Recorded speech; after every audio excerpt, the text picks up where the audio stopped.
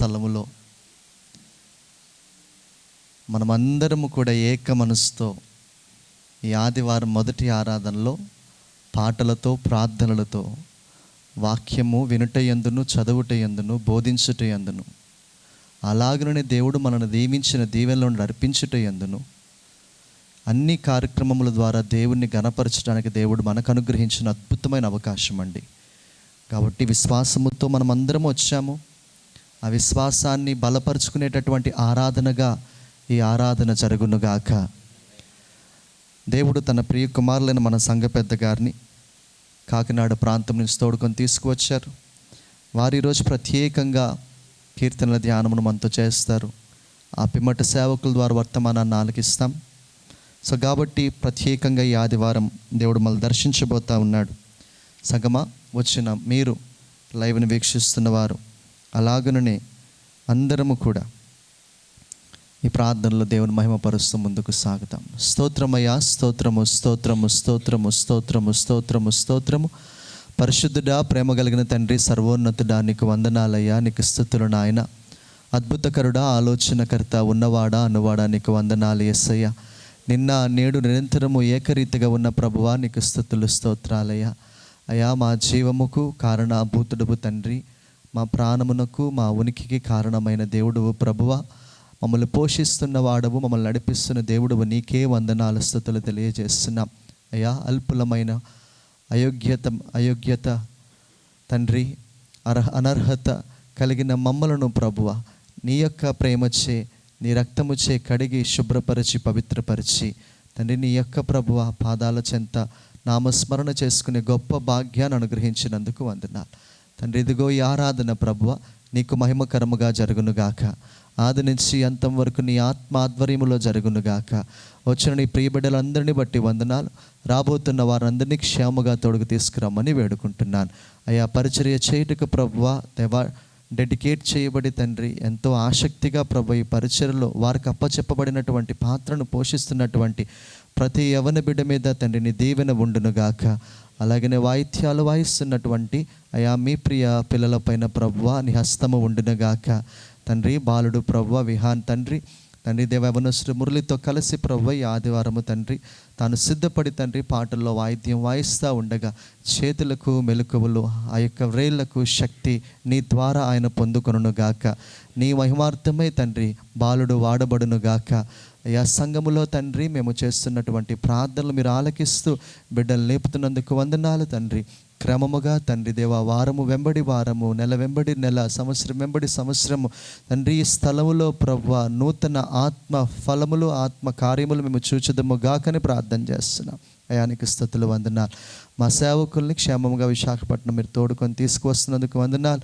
అయ్యా దేవానికి స్తుతులు ప్రభువా. అలాగనే తండ్రి దేవా ఇంకా నూతనమైనటువంటి ఆత్మలి గమ్మములోనికి వచ్చునుగాక. ఎక్కడెక్కడైతే ఆరాధనలు జరుగుతున్నాయో, ఏ సేవకుని ఆధ్వర్యములో ప్రభు ఆరాధనలు జరుగుతున్నాయో ప్రతి ఆరాధన నీకు మహిమకరముగా జరుగునుగాక. అయానికి స్తుతులు. ఈ దినములో ప్రభువ 3 ఆరాధనలు, సుజాత నగర్ ఆరాధన, అన్ని ఆరాధనల ద్వారా నీకు మహిమ కలుగునుగాక. కానీ ఆది నుంచి అంతము వరకు ప్రభు నీ ఆత్మ ఆధ్వర్యంలో నడిపింపులు ఈ ఆరాధన జరిగించమని యేసు నామమున వినయముతో బ్రతిమలాడి వేడుకొనుచున్నాము తండ్రి. 2 చేతుల పైకి దేవునికి స్తోత్రం చెప్దాం. Hallelujah, hallelujah. Praise the Lord. యవనస్తుల ప్రేమతో ముందుకు ఆహ్వానిస్తున్నాము. దయచేసి మనము కొన్ని పాటలు పాడి ఆయన నామాన్ని స్తుతిద్దాం.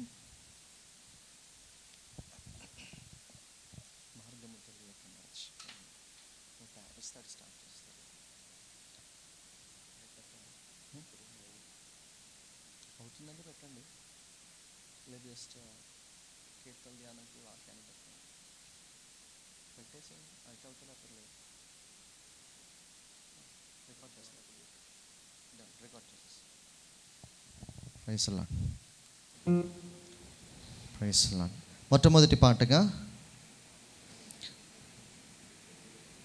మార్గము తెలిసిన తప్పిపోయాను, ఎటో తెలియక నిలిచిపోయాను, 100 మంది కొరకు నీవు పోలేదు, తప్పిపోయిన నన్ను నీవు వెతికి వచ్చావు అనే కీర్తన ద్వారా దేవుని స్తుతిద్దామండి. స్క్రీన్ పైన ఈ పాట మనకు కనిపిస్తుండగా కలిసి పాడి దేవుని స్తుతించవలసిందిగా ప్రేమతో మనవి చేస్తున్నాం.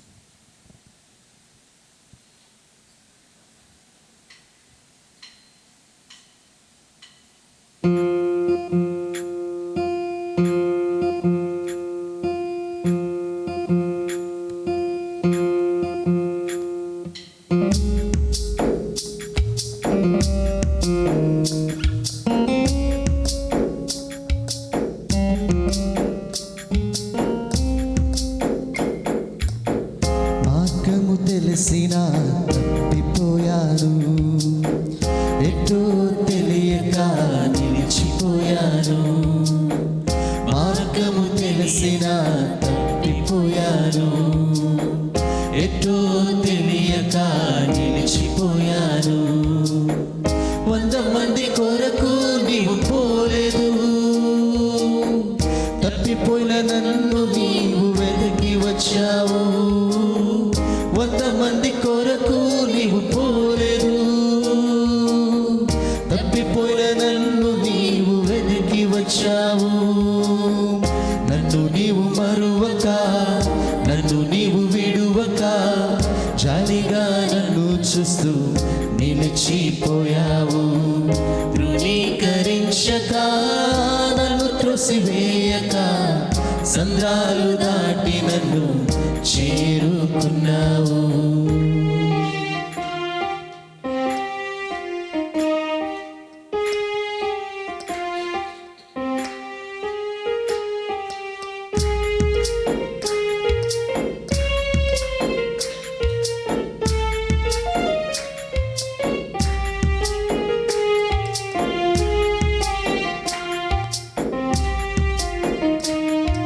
శ్రేష్టమైన జనులు ఉన్నను, విలువలేని నా కోసం వచ్చావు. శ్రేష్టమైన జనులు ఉన్నను, విలువలేని నా కోసం. పాడదామా మరొకసారి అందరం కూడా.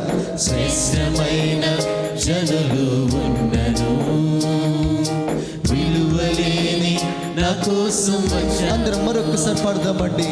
శ్రేష్టమైన జనులు ఉన్నను, విలువలేని నా కోసం వచ్చావు. నన్ను వెతుకుట నీవు ఆపక, నన్ను ప్రేమించుట నీవు మరువక. నన్ను వెతుకుట నీవు ఆపక, నన్ను ప్రేమించుట నీవు మరువక. నూతన ప్రారంభమిచ్చావు, నీ భుజములపై నన్ను మోసావు. నన్ను నేను మరువక, నన్ను నేను విడువక, జాలిగా నన్ను చూస్తూ తృణీకరించక, తృణీకరించక, నన్ను త్రోసివేయక, సంద్రాలు దాటి నన్ను చేరుకున్నావు.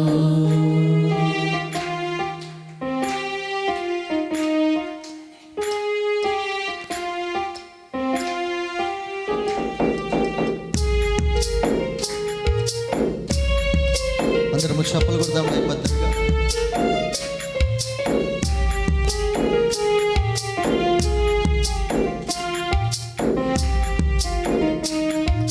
రాళ్ళు విసిరే మనుషుల మధ్యలో నన్ను ఆదుకొనుటకు నీవు వచ్చావు. రాళ్ళు విసిరే మనుషుల మధ్యలో నన్ను ఆదుకొనుటకు నీవు వచ్చావు. మరోసారి పాడదామండి. రాళ్ళు విసిరే మనుషుల మధ్యలో నన్ను ఆదుకొనుటకు నీవు వచ్చావు. పాడదాం మరొక్క మారు. రాళ్ళు విసిరే మనుషుల మధ్యలో నన్ను ఆదుకొనుటకు నీవు వచ్చావు. నా చేయి పట్టి నన్ను లేపావు, నా మరకలను తుడిచావు. నా చేయి పట్టి నన్ను లేపావు, నా మరకలను తుడిచావు. నీ బిడ్డగా నన్ను మార్చివేశావు. నన్ను త్రోసివేని తండ్రివి నీవే. నన్ను నీవు మరువక, నన్ను నీవు విడువక, జాలిగా నన్ను చూస్తూ నిలిచిపోయావు. తృణీకరించక, నన్ను త్రోసివేయక, సంద్రాలు దాటి నన్ను చేరుకున్నావు. నన్ను నీవు మరువక, నన్ను నీవు విడువక, జాలిగా నన్ను చూస్తూ నిలిచిపోయావు. తృణీకరించక, నన్ను త్రోసివేయక, సంద్రాలు దాటి నన్ను. ఆఖరిసరిగా నన్ను నీవు మరువక, నన్ను నీవు విడువక, జాలిగా నన్ను చూస్తూ నిలిచిపోయావు. తృణీకరించక, నన్ను త్రోసివేయక, సంద్రాలు దాటి నన్ను చేరుకున్నావు. హల్లెలూయా. Praise the Lord. కలిసి అందరము నిజమైన ద్రాక్షవల్లి నీవే, నిత్యమైన సంతోషము నీలోనే. నీ కీర్తన పాడుతూ దేవుణ్ణి స్తుతిద్దామండి.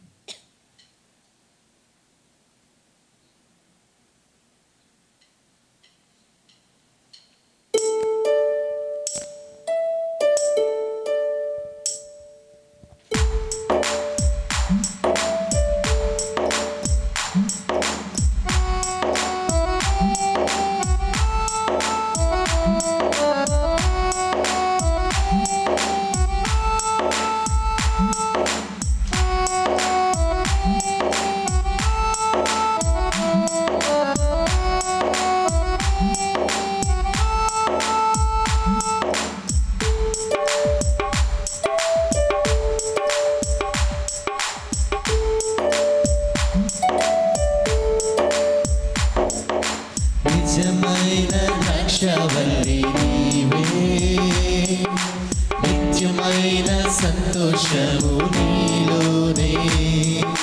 నిజమైన ద్రాక్షవల్లి నీవే, నిత్యమైన సంతోషము నీలోనే. శాశ్వతమైనది, ఎంతో మధురమైనది, నాపైన నీకున్న ప్రేమ, ఎనలేని నీ ప్రేమ, ఎనలేని నీ ప్రేమ. శాశ్వతమైనది, ఎంతో మధురమైనది, నాపైన నీకున్న ప్రేమ, ఎనలేని నీ ప్రేమ, ఎనలేని నీ ప్రేమ. నిజమైన ద్రాక్షవల్లి నీవే, నిత్యమైన సంతోషము నీలోనే. నిజమైన ద్రాక్షవల్లి నీవే.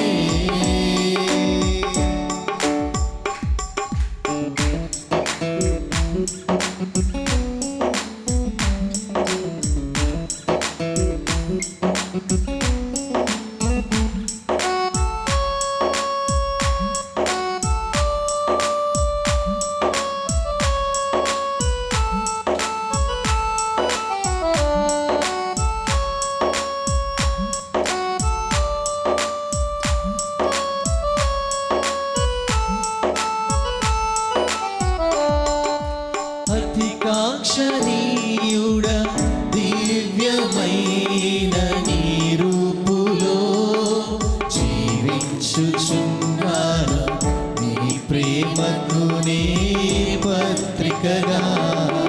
అతికాంక్షణీయుడ దివ్యమైన నీ రూపులో జీవించుచున్నాను, నీ ప్రేమకు నే పత్రికగా.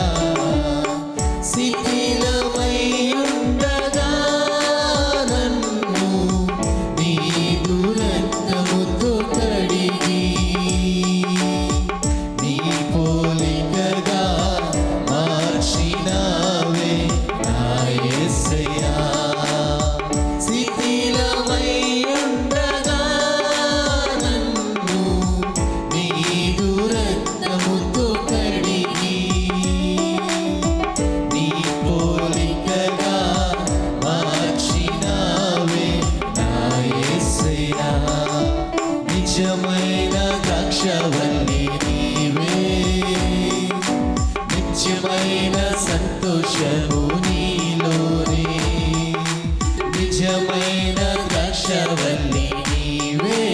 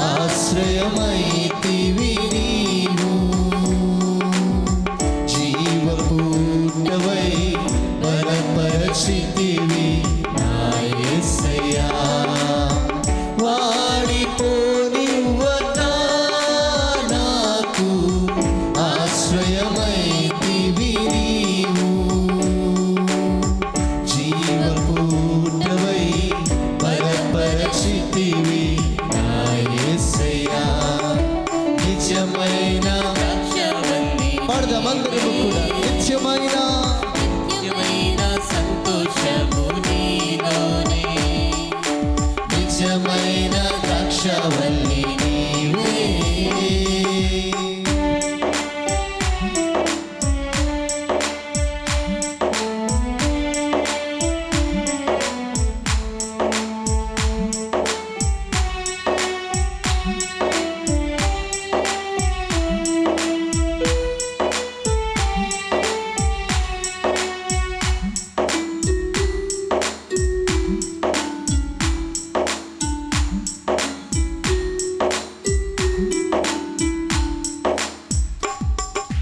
శాలేము రాజా రమ్యమైన సీయోనుకే నన్ను నడిపించుము నీ చిత్తమైన మార్గము పాడదామండి. శాలేము రాజా రమ్యమైన సీయోనుకే నన్ను నడిపించుము నీ చిత్తమైన మార్గములు అలసిపోనివ్వక నన్ను నీరు ఆత్మతో నింపి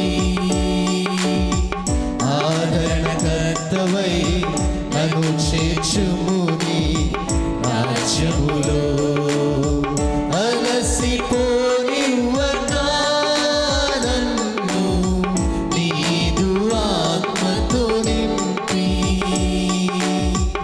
ఆదరణకర్తవై నన్ను చేర్చుము నీ రాజ్యములో నిజమైన ద్రాక్షవల్లి గ్లోరీ గ్లోరీ గ్లోరీ. నిత్యమైన సంతోషము ఆమేన్. మరొక మరందరము కూడా నిజమైన ద్రాక్షవల్లి నీవే నిత్యమైన సంతోషము నీలోనే శాశ్వతమైనది ఎంతో మధురమైనది నాపైన నీకున్న ప్రేమ ఎనలేని నీ ప్రేమ ఎనలేని నీ ప్రేమ పాడదామా. శాశ్వతమైనది శాశ్వతమైనది ఎంతో మధురమైనది నాపైన నీకున్న ప్రేమ ఎనలేని నీ ప్రేమ ఎనలేని నీ ప్రేమ ఎన్నలేని ఎనలేని నీ ప్రేమ ఎనలేని నీ ప్రేమ పాడదామా. ఆఖరిసారిగా ఎనలేని నీ ప్రేమ ఎనలేని నీ ప్రేమ హల్లెలూయా. రెండు చేతులు పైకెత్తి బిగ్గరగా దేవునికి స్తోత్రం చెప్దాం. హల్లెలూయా. అలాగే అందరం కలిసి విహాన్ డానియల్ కొరకు చప్పలు కొడుతూ వారిని అభినందిద్దాం. Price lord. దేవుడు ఆ కుమారుని బహుగా దీవించునుగాక. ప్రైస్ లార్డ్ అండి. అందరం లేచి నిలబడదాం. ప్రత్యేకంగా ప్రతి ఆదివారము కూడా దేవుడు మనకు అనుగ్రహించినటువంటి పరిశుద్ధ గ్రంథములో నుంచి ఈ యొక్క మాటలను చదివి దేవుని మహిమపరుస్తున్నాము.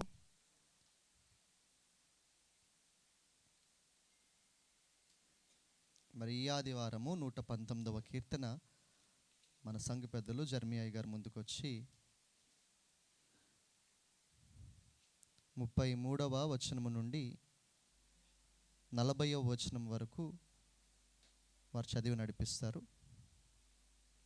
119వ కీర్తన 33వ వచనం నుండి 40వ వచనం వరకు. 40వ వచనము చివరి వచనంగా వారు తెలియజేయగా వారితో కలిసి మనం చదువుతామండి.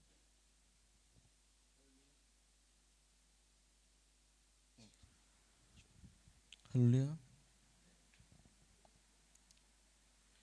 ఈ దినముకు ఏర్పాటు చేసిన కీర్తన భాగం 119 అధ్యాయం అండి. 33 వచనం నుంచి 40 వచనం వరకు ఉత్తరపథం చదువుకుందాం. యెహోవా నీ కట్టడను అనుసరించుకు నాకు నేర్పుము, అప్పుడు నేను కడమట్టుకు వాటిని గైకొందును.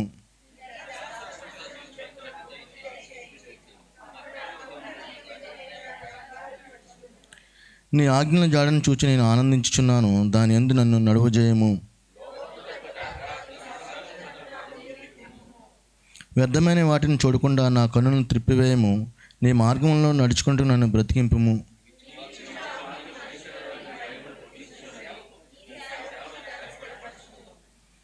నీ న్యాయవిధులు ఉత్తమములు, నాకు భయం పుట్టించిన నా అవమానమును కొట్టివేయము. ఆక్రవచనం చదువు. నీ ఉపదేశము నాకు అధిక ప్రియములు, నీతిని బట్టి నన్ను బ్రతికింపుము. దేవుడి వాక్యంకులు దీవించును గాక.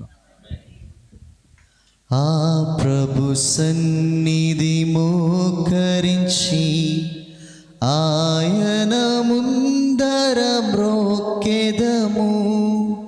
ఆ ప్రభు సన్నిధి మోకరించి ఆయన ముందర మ్రోక్కెదము. ఆయన మాటలు గైకొనినా నయ్యవి మనకెంతో మేలగును. రండి ఉత్సాహించి పాడుదము. రక్షణ దుర్గము మన ప్రభువే. చదవబడిన కీర్తన దేవుడు తన వినికిడిలో దీవించునుగాక. చదివిన సంఘ పెద్ద గారిని వారి కుటుంబమును దేవుడు బహుగా ఆశీర్వదించునుగాక. దయచేసి కూర్చున్నాం.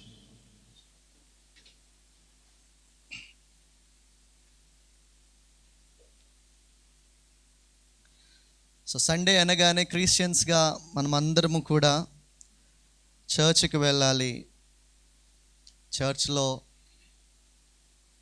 నాతోటి సహవాస బృందాన్ని కలవాలి, ఆరాధన చేయాలి అనేటటువంటి ఆశ కలిగి ఉంటాం. సో చర్చ్ అనేది ఒక బిల్డింగ్ కాదు అని మనం గుర్తించాలి. చర్చ్ అనేది ఒక డినామినేషన్ కాదు అని మనం గుర్తించాలి. చర్చ్ అనేది ఒక రిలీజన్ అంటే మతము కూడా కాదు అని మనం గ్రహించాలి. చర్చ్ అనేది క్రీస్తు యొక్క శరీరము. దేవునికి స్తోత్రం కలుగునుగాక. మనము శరీరం అయితే ఆయన ఎవరు? శిరస్సు అయి ఉన్నాడు. దేవునికి స్తోత్రం. ఆయన శిరస్సు, సంఘము ఆయన శరీరము. కాబట్టి మనము ఆయన శరీరము. సో శరీరమైన మనము ఈ రీతిగా ఈ స్థలంలో కలుసుకోగలుగుతున్నాం. చర్చ్ అనగా రిడీమ్ చేయబడిన, క్రీస్తు రక్తము ద్వారా విమోచింపబడినటువంటి ప్రజలు. దేవునికి స్తోత్రం. ఇక్కడ ఇంకా ఎవరైనా నేను క్రీస్తు రక్తము ద్వారా ఇంకా విమోచన పొందుకోలేదు అన్నవారు ఉన్నారండి? లేరు కదా. ఏనాడైతే యేసుని సొంత రక్షకునిగా అంగీకరించామో, ఏనాడైతే పూర్వం మనం ఆచరించేటటువంటి పద్ధతులన్నీ కూడా విస్మరించుకొని వదులుకున్నామో, ఏనాడైతే ఇతనే నిజమైన దేవుడు, ఇతని ద్వారా నాకు నిత్యరాజ్యము వస్తుంది, ఇతని ద్వారా నా పాపములు పోతాయి, ఇతని ద్వారా నా జీవితం బాగుంటుంది అనే నమ్మకములోనికి వచ్చామో, ఆనాడే దేవుడు మనలందరినీ ఈ బంధకముల నుంచి విమోచించాడు. విమోచింపబడిన ప్రజలందరూ సమకూర్చబడేటటువంటి స్థలమే సంఘము. దేవునికి స్తోత్రం కలుగునుగా. హల్లెలూయా, హల్లెలూయా. అన్నిటికంటే పెద్దది, భయంకరమైనది, మనము తెంచుకోలేనిది, మనము దాన్ని దాటి బయటికి రాలేనిది పాపము. దాని తర్వాత ఇంకేదైనా, అప్పులైనా, అనారోగ్యమైనా, ఏవైనా దాని తర్వాతే. ఆ ప్రామాణికమైనటువంటి లేదా ఆ పెద్దదైనటువంటి ఆ సమస్య నుండి దేవుడు మనల్ని ఏం చేశాడు? విమోచించాడు. దేవునికి స్తోత్రం. ఎందుకు వివరణ తెలుసా సంగమా? విమోచింపబడిన వారందరూ ఒక చోట సమకూర్చబడమే చర్చ్ అంటున్నావు, కానీ మేము చాలా వాటిలో విడిపించబడలేదు, విమోచింపబడలేదు అనుకుంటున్నారేమో. మనకి సాధ్యము కాని దానిని దేవుడు సాధ్యము చేసి మనకి విడుదలను ఇచ్చాడు. సో ఇవన్నీ కూడా క్షణకాలమైనవి. దేవునికి స్తోత్రం చెప్పండి. మీరు అనుభవించే శ్రమలన్నీ కూడా క్షణకాలమైనవి. సో ఒకరోజు అవి మబ్బు వలె మన నుంచి వెళ్ళిపోతాయి. దేవునికి స్తోత్రం. కాబట్టి మీరు దేవుని ప్రియముగా ఎంచి ఈ స్థలములోనికి వచ్చి ఆయన ఆరాధించడానికి సిద్ధపడ్డారు. ఇంతవరకు చక్కని పాటలు పాడాం. మరి సమయములో మనం చదువుకున్నటువంటి వాక్య భాగము నుంచి మన సంఘ పెద్ద గారు ఏడి నతన్యలయ్య గారి నుంచి శ్రేష్టమైన మాటలు ఆలకించబోతా ఉన్నాం. మన సంఘ పెద్ద గారు అబ్రహాం అంకుల్ గారు ప్రతి వారము కూడా ప్రతి అధ్యాయాన్ని వారు ముందు ఎన్ని రోజులు సిద్ధపడతారో నాకు తెలియదు, ఎన్ని గంటలు దేవునితో పోరాడతారో తెలియదు. ఎన్నో సంగతులను వారు నేర్చుకొని, రాసుకొని, తెలుసుకొని వచ్చి సంఘానికి ప్రకటిస్తూ మనల్ని బలపరుస్తున్నారు. అయితే ఏడి నతానియల్ అంకుల్ గారు వారు చాలా కాలం క్రిందట కాకినాడ పట్టణం వెళ్ళిన సంగతి మనకు తెలుసు. సో ప్రతి వారం ఆయన పేరెత్తుతాము, మాట్లాడుకుంటాం అని అబద్ధం మేము చెప్పం. కానీ సాధ్యమైనంత వరకు లేదా నెలలో ఒక్కమారైనా తప్పనిసరిగా అవసరాన్ని బట్టి, దేవుని యొక్క ప్రేరణను బట్టి మిమ్మల్ని జ్ఞాపకం చేసుకుంటాం అంకుల్. సో మీ కొరకు, మీ కుటుంబం కొరకు, మీ ఆరోగ్యం కొరకు సంఘము ప్రార్థిస్తూ ఉంటుంది. కొన్ని సందర్భాల్లో అబ్రహాం అంకుల్ గారు కానీ, జర్మీ అంకుల్ గారు కానీ ఇక్కడ నిలబడి మాట్లాడుతున్నప్పుడు సో మీ గురించి ప్రత్యేకంగా ప్రస్తావిస్తారు. సో ఈరోజు మీ నుంచి వాక్యమును ఆలకించడము మాకు బహు సంతోషము. సో కాబట్టి మీరు సుమారు 25 నిమిషాలు, అర్ధగంట సేపు ఈ కీర్తన ధ్యానము చేయవలసిందిగా ప్రేమతో మనవి. మీ అందరి చప్పుళ్ళతో అంకుల్ గారిని ఆహ్వానిద్దాం, కీర్తన ధ్యానాన్ని ఆలకిద్దాం.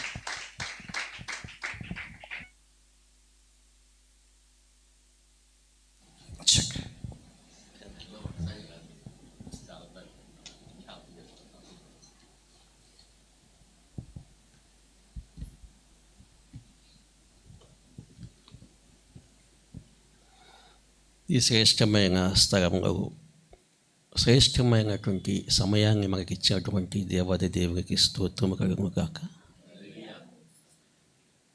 విమోచింపబడిన ప్రజలతో ఈ విశిష్టమైనటువంటి ప్రదేశాన్ని నింపి ఈ గొప్ప అందమైన, సౌందర్యవంతమైన, ప్రకాశవంతమైనటువంటి దృశ్యమును ఆవిష్కరింపజేసిన దేవునికి స్తోత్రము, మహిమ కలుగును గాక.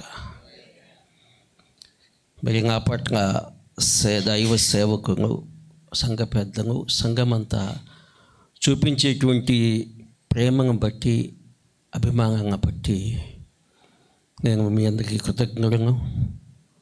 ఈ దేవుని కృప తప్ప మరేది కాదని నమ్మి మీ అందరికీ నా యొక్క ప్రత్యేకమైన ధన్యవాదాలు తెలియజేసుకుంటున్నాను. ఇక మనము సమయానికి వద్దాము.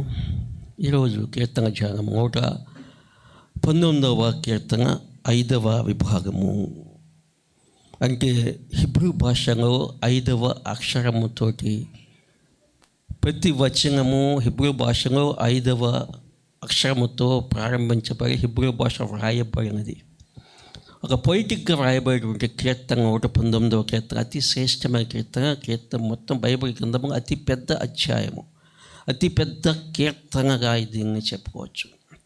భక్తులు దేవుని వాక్యమును, దేవుని శాసనములు, దేవుని ఆజ్ఞను, దేవుని కట్టడము, అనేక మాటలు ఇక్కడ మనం చూస్తాం. ప్రతి వచనములో ఏదో ఒక పదం కనపడుతుంది.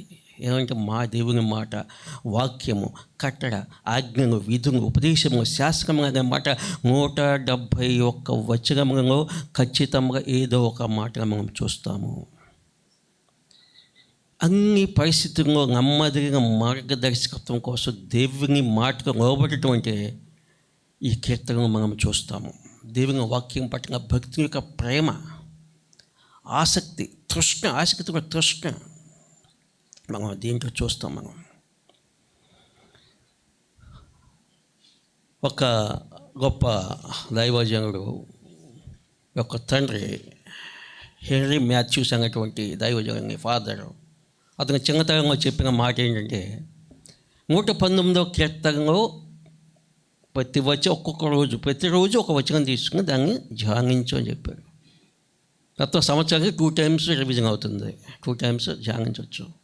ప్రతిరోజు తండ్రికి చెప్పిన ప్రకారంగా ఆయన ప్రతిరోజు ఒక వాక్యాన్ని ధ్యానించాడు. ఆయన గొప్ప దైవ సేవకుడిగా ఆయన మారిపోవడం జరిగింది. ఈ యొక్క కీర్తన 119వ కీర్తన మీద థామస్ మ్యాంటన్ అనేటువంటి సేవకుడు ఒక కామెంటరీ రాసినప్పుడు అది 1677 పేజెస్, 1677 పేజెస్, 190 చాప్టర్స్, 3 వాల్యూమ్స్గా అంత పెద్ద కామెంటరీ రాయటం జరిగిందన్నమాట.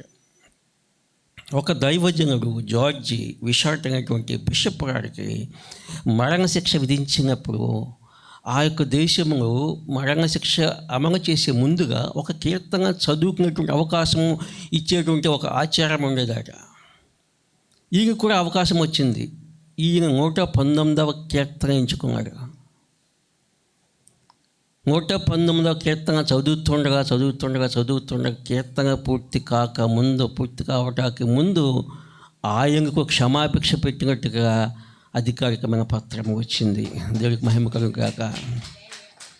ఆయన ఏ చిన్న కీర్తన ఎంచుకున్నట్టయితే ఆయన శిక్షకు లోబడిపోయాడు. అంతగా ప్రేమించేటువంటి వ్యక్తి కాబట్టి వాక్యం మీద ప్రేమతో రాసినటువంటి ఈ యొక్క 119వ అధ్యాయాన్ని ఆయన ఎంచుకోవడం జరిగింది. దేవుడికి మహిమ కలుగుగాక. ఎంతో గొప్ప విషయం అండి. దేవుని వాక్యం అంట జ్ఞానం కోసం చదవాలట. దేవుని యొక్క మన యొక్క క్షేమం కోసం, రక్షణ కోసం నమ్మాలట. జ్ఞానం కోసం చదవాలి, రక్షణ కోసం నమ్మాలి, పరిశుద్ధత కోసం అభ్యసించాలి. This is most important. చదవటమే కాదు, నమ్మటమే కాదు, రక్షణ పొందుకోవటమే కాదు, పరిశుద్ధత కోసం నిత్యము అభ్యాసము చేయాలని భక్తులు చెప్తున్నారు. 33వ కీర్తన 1వ వచనం చదువుకుని ప్రార్థన చేసుకుందాము. యెహోవా, నీ కట్టడలను అనుసరించుటకు నాకు నేర్పుము. అప్పుడు నేను కడమట్టుకు వాటిని గైకొందును. ప్రార్థన చేసుకుందామని. మహాపరిశుద్ధుడ, మహోన్నతుడ, సర్వశక్తుడ, సర్వాధికారికి స్తోత్రం. ఆయన ఇవి ఇచ్చిన శ్రేష్టమైన సమయాన్ని బట్టి కొందగాను. వాకు నీదే ఉన్నది, జ్ఞానం నీదే ఉన్నది, సమయము నీదే ఉన్నది. నీవు ఆత్మస్వరూపుగా మాతో ఉన్నావు కాబట్టి నీ ఆత్మ ద్వారా మమ్మల్ని నడిపించమని, శ్రేష్టమైన సంగతులు మాకు బోధించమని యేసుక్రీస్తు పరిశుద్ధ నామములో ఈ ప్రార్థన అడుగుతున్నాము ప్రేమ తండ్రి. ఆమేన్. ఏమంటే భక్తుల యొక్క గొప్ప ఆశ ఏంటంటే, ఏమడుగుతున్నారు భక్తులు? ఈ కట్టడలను అనుసరించుట నాకు నేర్పము. దేవుడు నువ్వు నేర్పిస్తే నేను కట్టమట్టుకు అప్ టు ది ఎండ్, చివరిదాకా అంటే చివరి శ్వాస విడిచేదాకా కూడా నేను నడుచుకుంటాను, గైకుంటాను. దానిని నాకు నేర్పించమడుగుతున్నారు. ఫిలిప్పీ పత్రిక 2:13 ఏముంటుందంటే, ఎందుకనగా మీరు ఇచ్చయించుటకును కార్యసిద్ధి కలుగు చేసుకున్నట్టుకును తన దయా సంకల్పము నెరవేర్చుటకే మనలో కార్యసిద్ధి కలుగు చేయవాడు దేవుడే. మనం ఏది అనుకున్నా, ఏది తలంచినా, ఏది ప్రయత్నం చేసినా దాన్ని సాధ్యపరిచేవాడు దేవుడు మాత్రమే.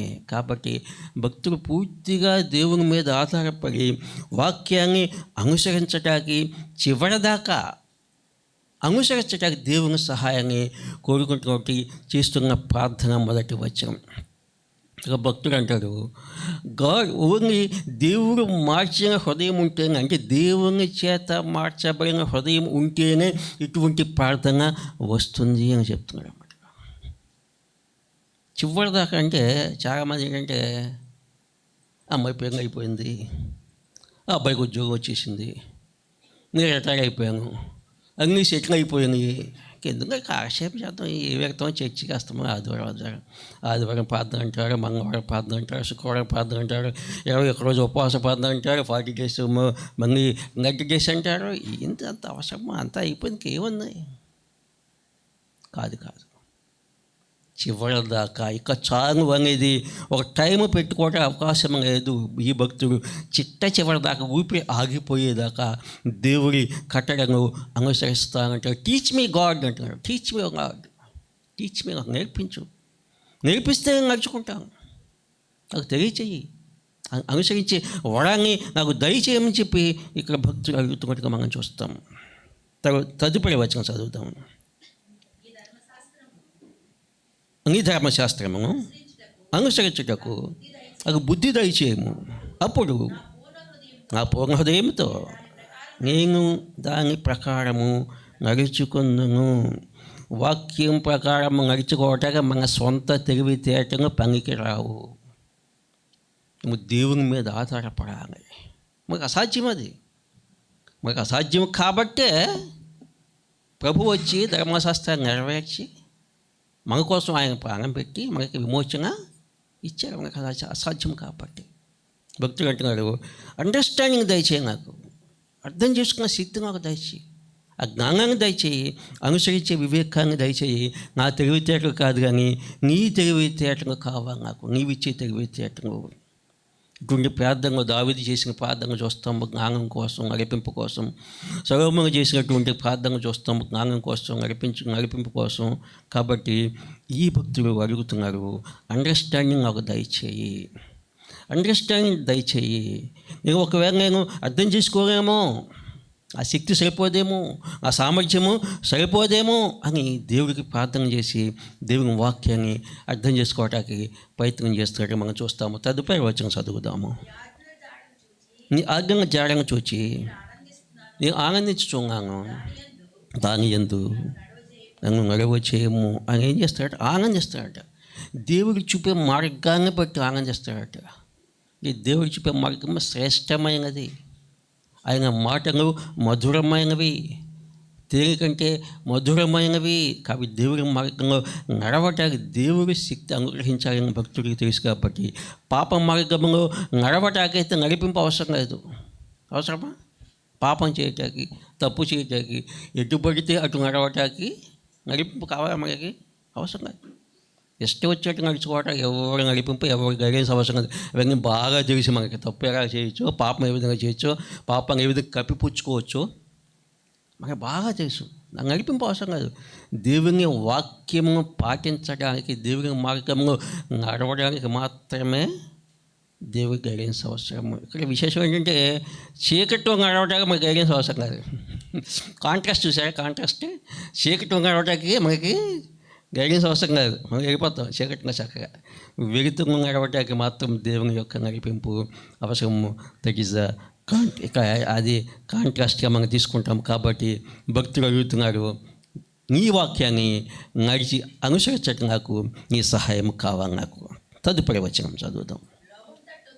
లోభము తట్టు కాక నీ శాసనము తట్టు నా హృదయము తిప్పుము. హృదయము అన్నిటికీ కేంద్ర బిందువు. లేదా మనసు అనుకోండి, హృదయం అనుకోండి, రెండు ఒకటి అనుకోండి, రెండు పక్క పక్కన ఉంటే మీ విధంగా అనుకోండి. హృదయమును తిప్పుము అని అడుగుతున్నారు. ఎందుకు దేని నుంచి తిప్పమంటాడు? లోభము నుంచి తిప్పుము. లోభం అంటే ఏమిటి?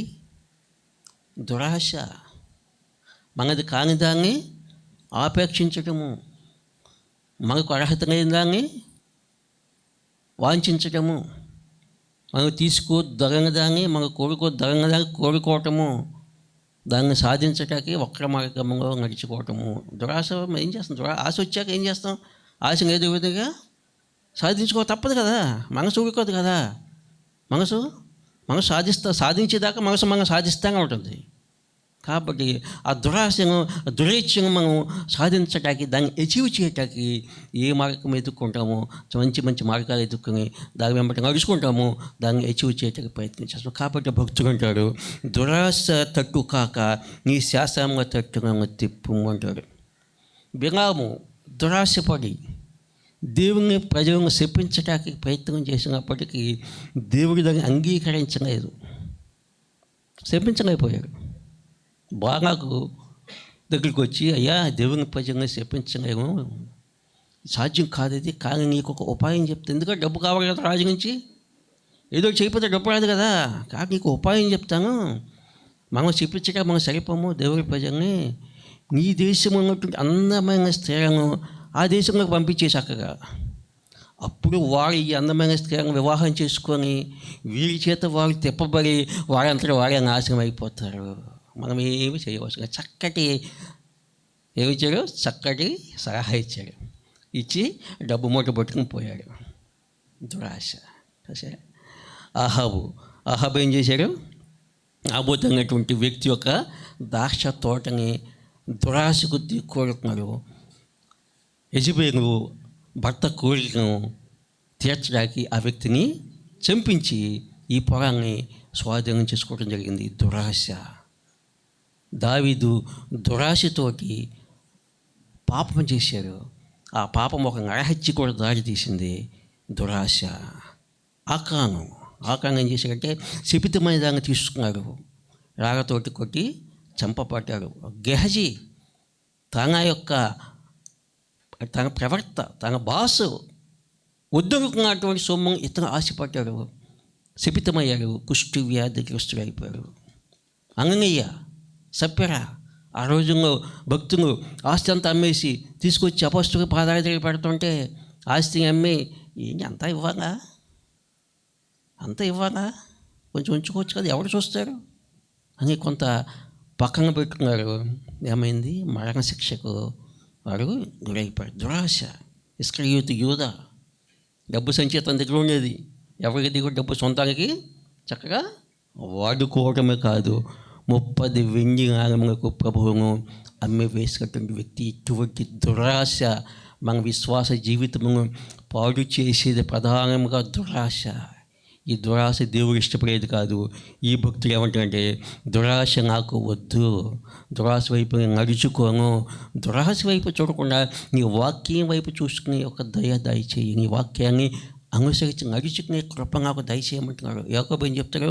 పాపము ఏమైంది? దురాశ గర్భము ధరించి పాపము కలగా పాపం పరిపక్వమై మరణము కనము. పాపము యొక్క పర్యవసానము మరణము. కాబట్టి దురాశ నుంచి తప్పుకోవడానికి ఈ యొక్క భక్తులు అడుగుతున్నారు. దురాశ ప్రతి పాపానికి దాసి అంట ఏ పని పడితే ఆ పని చేస్తుంది.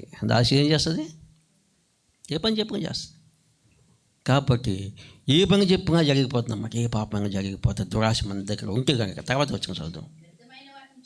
వ్యర్థమైన వాటిని చూడకుండా ఆ కన్ను తిప్పివేయము, నీ మార్గంలో నడుచుకున్నట్టుకు నన్ను బ్రతికింపుము, వ్యర్థమైన వాటిని చూడకుండా. ఈ 2 వచనాలు మన భక్తి జీవితాలు చాలా ప్రాముఖ్యమైనవి. దురాశ ఒకటి, దురాశ వైపు చూడకుండా ఉంటాం. వ్యర్థమైన వాటిని చూడకుండా ఉంటాం. వ్యర్థమైన విషయాలు చూడాలమా, దేవుని మార్గం చూడాలి. లోకపరమైన విషయాలు చూస్తామా, పర సంబంధమైన చూస్తామా, భౌతిక సంబంధమైన చూస్తున్నామా, ఆత్మానుసారమైన చూస్తున్నామా అనేది చాలా ప్రాముఖ్యమైనటువంటి విషయం. మీకు క్వశ్చన్ ఇస్తాను. డాష్ నయనం ప్రధానం. డాష్ పూర్తించండి.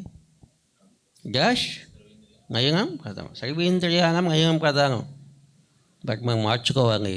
సర్వ పాపార్థం నయనం ప్రధానం. ప్రతి పాపానికి చూపు, కనునే ప్రధానమైనవి. ఇంకా ఈ విధంగా చేస్తుంది. కన్ను చూడగానే మెదడుకి సంకేతం అయిపోతుంది. కన్ను చూసింది పంపిస్తుంది, ఇమేజ్ పంపిస్తుంది. మనసు దాని మీద ఆశపడుతుంది, మనసు దురాశ పడుతుంది. దురాశను తీర్చుకోవటానికి మన ప్రయత్నంగా ప్రారంభిస్తాం. కాబట్టి తినే విషయంలో కానీ, ఈర్ష్య అసూయ విషయంలో కానీ, పంతం పట్టి విషయంలో కానీ, పక్క ఆవిడ అది చేయించుకుని నేను చేయించుకోవాలి కానీ, టీవీ కొనుక్కున్నారు నేను కొనుక్కోవాలి కానీ, పెద్ద హౌస్ కట్టుకున్నారని చెప్పి అప్పు చేసి మరి మనం కట్టుకోవటం కానీ, ప్రతి దానికి కంటి చూపే ప్రధానము. ఇంకా అంతా మ్యాక్సిమం అదే. కాబట్టి ప్రభు ఏమంటాడంటే ఈ కుడికను అభ్యంతరపరిచిన దాన్ని పెరిగి పారవేయము. అన్ని అవయవంగా బాగుండి పరలోకంగా చేరుకోవటం కంటే, నరకంగా పడిపోవడం కంటే ఒక కన్ను పోయిన పర్లేదు, పరలోకం చేరుకుంటే అది నీకు మంచిదని చెప్తాడు దేవుడు. ఇంకో చోట అంటాడు దేహములకు దీపము కన్నే కనుక నీ కన్ను తేటగా ఉండిన ఎడగా ఈ దేహమంతా వెలుగుమయమైన. కంటితో వెలుగు చూస్తాం మనం. కాబట్టి మన దేహం అంతా వెలుగుగా ఉండాలంటే కన్ను తేటగా ఉండాలి.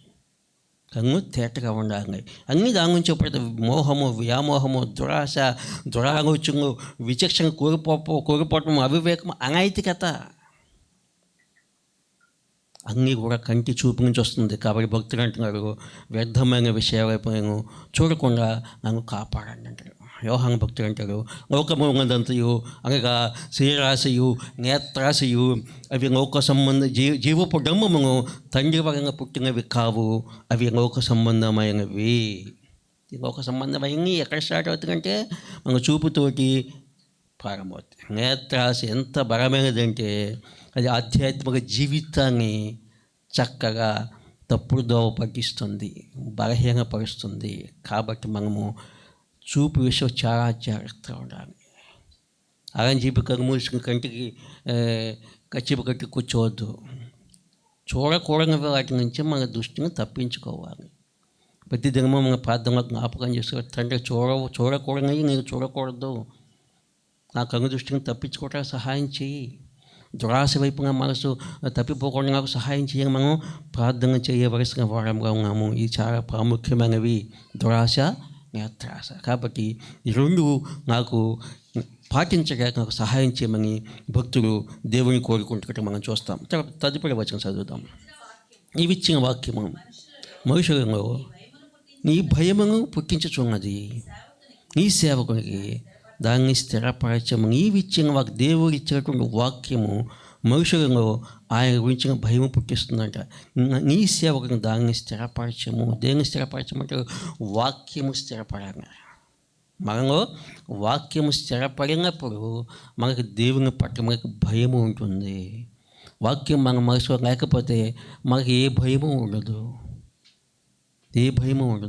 ఏ విధంగా మనం నడుచుకోవటానికి సిద్ధపడతాము. దేవుని వాక్యం ఎందుకంటే శాశ్వతమైనది, దేవుని వాక్యము స్థిరమైనది, దేవుని వాక్యము జీవము గలది, దేవుని వాక్యము ధైర్యం ఇచ్చేది, దేవుని వాక్యము నెమ్మది ఇచ్చేది, దేవుని వాక్యము రక్షించేది, దేవుని వాక్యము మార్గదర్శకత్వం చేసేది, దేవుని వాక్యము క్షేమాన్ని ఇచ్చేది, దేవుని వాక్యం ఆశీర్వదించేది, దేవుని వాక్యము వాగ్దానం ఇచ్చేది. దేవుని వాక్యం నమ్మదగింది.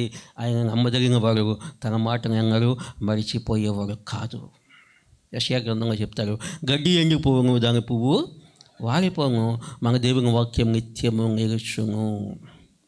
కాబట్టి ఒక్క విషయం ప్రియులారా, మన హృదయాన్ని బట్టి వాక్యము మారదు. గుర్తుపెట్టుకోండి, మన హృదయాన్ని బట్టి వాక్యం మారదు, ఇప్పుడు వాక్యం మారదు. కానీ హృదయం మారితే వాక్యం మనలో స్థిరపడుతుంది. కొంతమంది ఈ మధ్య ఏం చేస్తారు, బైబిల్లో ఆ తప్పు ఉందండి, ఈ తప్పు ఉందండి, యేసుక్రీస్తు ప్రభు దేవుడు కాదండి, బైబిల్లో తప్పు రాశారండి, అనువాదం తప్పండి, ఇది మొత్తం మార్చేద్దాం అంటున్నారు. నీవేదో అనుకున్నావని ఈ సొంత ఒపీనియన్ వల్ల వాక్యము మార్చబడదు. వాక్యం శాశ్వతమైనది, స్థిరమైనది. మన హృదయం మార్చుకోవాలి తప్ప, మన హృదయం శుద్ధీకరించుకోవాలి తప్ప, నిజమైనటువంటి బాప్తిస్వము, నిజమైనటువంటి సున్నతి హృదయ శుద్ధి ద్వారా మనం సున్నతి పొందాలి తప్ప మన ఇష్టం వచ్చిన వాక్యాన్ని మార్చేద్దాం, వాక్యం మనం అనుకూలంగా మనం రాసుకుందాము, అప్పుడు మన ఇష్టం వచ్చినట్టు చేద్దామంటే కుదరదు. భక్తుడికి బాగా తెలిసేది దేవుడి వాక్యము స్థిరమైనది, శాశ్వతమైనది. ఆయన నిరంతరము ఏకరీతిగా ఉన్నవాడు. ఆయన అంటే వాక్యమే, వాక్యం అంటే ఆయనే ప్రభు అయిన యేసుక్రీస్తు వారు. నెక్స్ట్ వచనం, నీ న్యాయ విధిగా ఉత్తమములు నాకు భయము పుట్టించుచున్నా అవమానము కొట్టివేయము. ఆయన అంటే ఈ జడ్జిమెంట్స్, దేవుని యొక్క జడ్జిమెంట్స్ న్యాయంతో కూడినవి. ఆయన దగ్గర అన్యాయం ఏమీ ఉండదు, న్యాయం తీర్చేటువంటి వ్యక్తి. కాబట్టి ఈ భక్తుడు అంటున్నాడు, నాకు భయము పుట్టించుతున్న అవమానము కొట్టివేయము. నీ జడ్జిమెంట్స్ ద్వారా, నీలో ఉన్న న్యాయము ద్వారా, నీలో ఉన్న నీతిని బట్టి నాకున్న భయాలను, అనుమానం కొట్టివేయము. ఎందుకంటే నా పగవారి కంటే పగవారి పట్ల నేనేమీ కూడా దోషం చేయలేదు. ఈ సిచ్యుయేషన్లో నేను నీతిమంతుడిని కాబట్టి, నీవు న్యాయవంతుడు కాబట్టి నాకు న్యాయం చెయ్యి, అవమానం కొట్టివేయమని చెప్పి ఇక్కడ భక్తులు ప్రార్థన చేస్తున్నట్టుగా చూస్తాము. ఈ భయము అందరికీ ఉండాలి. భయము జ్ఞానానికి ఆరంభము, భయము జ్ఞానానికి ఆరంభము. కాబట్టి భయం ఉంటేనే మన జ్ఞానాన్ని అనుసరించగలుగుతాము. దేవుని తీర్పులు మంచివి. ఏంటండి, దేవుని తీర్పులు మంచివి. అందుకే భక్తుడు అంటాడు, అవమానాన్ని కొట్టివేయమని ప్రార్థన చేస్తున్నాడు. చివరి వచనం చదువుదాము. ఈ ఉపదేశములు నాకు అధిక ప్రియములు, నీతిని బట్టి నన్ను బ్రతికింపు. దేవుని ఉపదేశము అధిక ప్రియం. ఎంతో ఇష్టపడతాడు భక్తుడు దేవుని వాక్యాన్ని, ఉపదేశము. బైబిల్ గ్రంథంలో ప్రతి వాక్యము ఉపదేశము. బైబిల్ గ్రంథం ప్రతి వాక్యం నుంచి ఒక సందేశం వస్తుంది. ఆది కాండం మొదటి వచనం నుంచి ప్రకటన గ్రంథం చివరి వచనం దాకా ఒక్కొక్క వాక్యానికి కామెంటరీ ఉంటుంది. అంటే ఏంటి దాని అర్థం ఏంటి? ప్రతి వాక్యంలోనూ అర్థము పరమార్థము ఉన్నాయి. కాబట్టి అవి భక్తునికి అధిక ప్రేమ కాదు, అధిక ప్రేమ, ఎంతో ఇష్టం అంటున్నాడు. ఇష్టాలు చాలా ఉంటాయి. మనం ఇష్టపడే వాటి అన్నిటికంటే వాక్యము మనకి అధిక ప్రియమైనదిగా ఉండాలి. అంటే దేవుని వాక్యానికి అనగా దేవునికి మనము గొప్ప ప్రాధాన్యత, ప్రాముఖ్యత, మన జీవితాలలో ఆధిక్యత ఇవ్వవలసిన వారముగా మనం ఉన్నాము. నీతిని బట్టి నన్ను బ్రతికింపు అంటున్న భక్తుడు. అంత అద్భుతమైన ప్రార్థన. దేవుని నడిపింపు కోసం, దేవుని వాక్యాన్ని అనుసరించే శక్తి కోసం, అండర్స్టాండింగ్ కోసం, దురాశత వైపు తన మనసు తిప్పకుండా, నేత్రాశను బట్టి అతను పాపము చేయకుండా దేవుని యొక్క భయము కలిగి ఉండి దేవుని నీతిని బట్టి జడ్జిమెంట్ పొందుకోవటానికి భక్తులు ఇష్టపడుతున్నట్టు చూస్తున్నాము. పునరుజ్జీవం కోసం చేసినటువంటి కీర్తన ఇది. ఏమంటే చివరి వచ్చిన నన్ను బ్రతికింపుము. వాక్యము బ్రతికిస్తుంది. వాక్యము మనల్ని పునరుజ్జీవింపచేస్తుంది. వాక్యం మనల్ని ఆధ్యాత్మికంగా పునరుజ్జీవింపచేస్తుంది. ఆధ్యాత్మికంగా మనల్ని అభివృద్ధి చేస్తుంది. కాబట్టి దేవుని వాక్యాన్ని ప్రేమించేటువంటి హృదయం నుంచి వచ్చినటువంటి ప్రార్థన ఇది, నన్ను బ్రతికింపుము. దేవుని కొద్ది మాటను దీవించుగాక. తన మాటల ద్వారా మనను ఆయన పునరుజ్జీవింపచేసి నడిపించుగాక. ఆమేన్.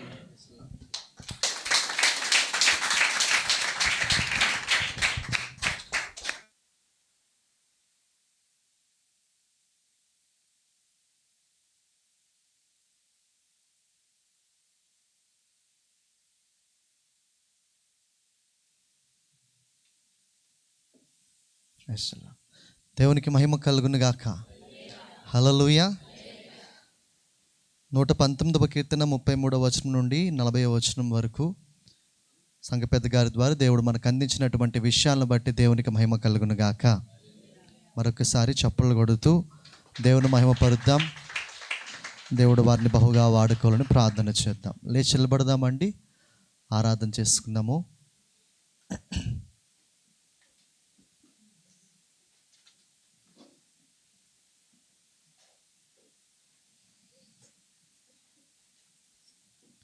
యవనస్తుల ప్రాంతం ముందుకు ఆహ్వానిస్తున్నాము.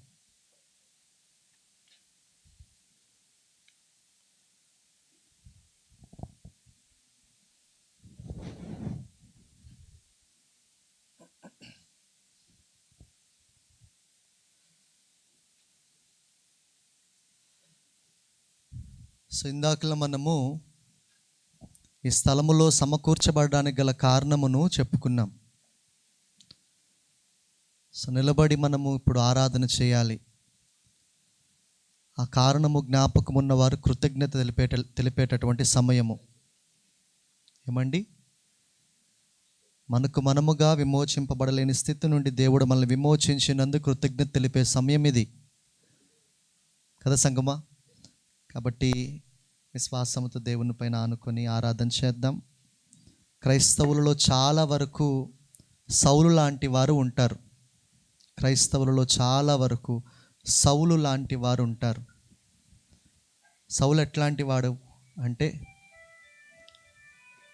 సౌలు దావీదును ట్రీట్ చేసే రీతిగా, సౌలు దావీదును వాడుకునే రీతిగా క్రైస్తవుల్లో చాలామంది సౌలు వలె యేసు ప్రభుని వాడుకుంటారు.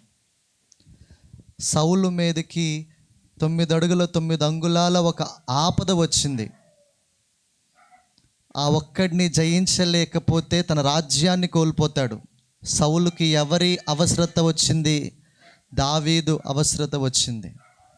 ఆ సమయాల్లో దావీదును వాడుకున్నాడు, ఆ రకంగా ట్రీట్ చేశాడు. దావీదు వాయిద్యం వాయిస్తూ పాట పాడడం